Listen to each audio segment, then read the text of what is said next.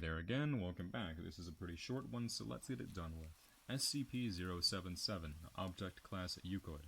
Special Containment Procedures. SCP-077 is to be kept in Research Sector 861 on top of a 0.5 meter steel pedestal, in a 3 meter by 3 meter by 3 meter chamber with 0.5 meters thick steel reinforced walls.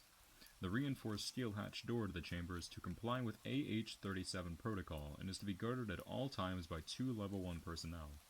A boom mic connected to a speech recognition system should verify that all pronunciation is within standards. A camera is to be mounted within the chamber to record any changes.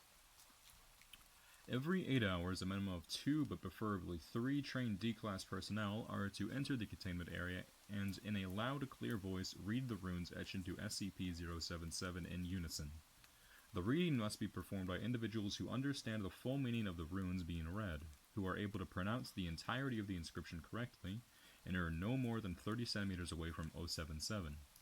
All personnel must undergo a 1-week training session with the Foundation Linguistics for pronunciation, reading, and dialect coaching. A minimum of 20 D-Class personnel are to be trained or undergo training at all times. Trained D-Class personnel are exempt from termination until such time as they have been replaced. Foundation Linguistics are to remain on call in case of an unexpected rune change. Every set of new runes is to be transcribed into phonetic English and provided with literal and idiomatic translations as quickly as possible. See Documents 077 through for archived translations. The cafeteria menu for Research Sector 861 must not include any potatoes or potato-based ingredients. Description: SCP-077 appears to be the top half of a human skull engraved with runes, each filled with an unidentified black resin. The runes change every lunar month, defined by the full moon rising above the horizon in Ireland, as well as the winter and summer solstices, the spring and autumn equinoxes, and whenever a partial, annular or total solar or lunar eclipse is visible from Ireland. If these engravings are not read aloud at least once within a 24-hour period, the eye sockets and nasal cavity of SCP-077 will emit 0771. SCP-0771 is a luminescent green vapor whose precise nature remains undetermined. It is to be noted, although, that 0771 behaves as a normal gas in all other ways. It only occupies those spaces which are within 077's effective line of sight, and does not flow into the space behind 077 unless confined. Opaque, impermeable barriers with no biological content can provide temporary protection from 0771.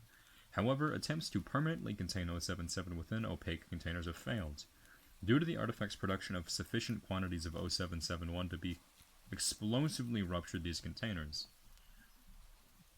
All biological matter, within the obvious exception of 077 itself, which comes in contact with 0771, is instantly transformed into a viscous, malodorous ooze. The ooze has been identified as the rotten flesh of potato tubers, which have been severely infected with the potato blight. 1 cubic centimeter of 0771 transforms upward of 800 grams of biological material. Reading 077's engravings has noticeable, if transient, effects on the health of the readers. These effects include nausea, cramps, headache, dizziness, incontinence, fever, skin rashes, nosebleeds, and fugue states. Effects intensify as the time between readings increase, and become cumulative for individuals who have read the engravings too many times consecutively and or frequently. Readers have a 60% chance of developing an allergy to potatoes. Addendum 07701. The artifact was recovered from in the village of Ireland. Locals had built a shrine around the artifact where upwards of participants would engage in a nightly ritual.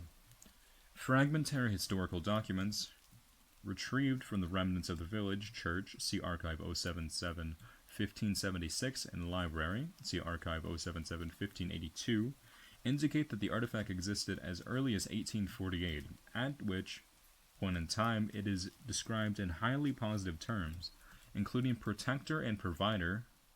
By 1869, however, references to the article are fearful, resentful, and couched in euphemism.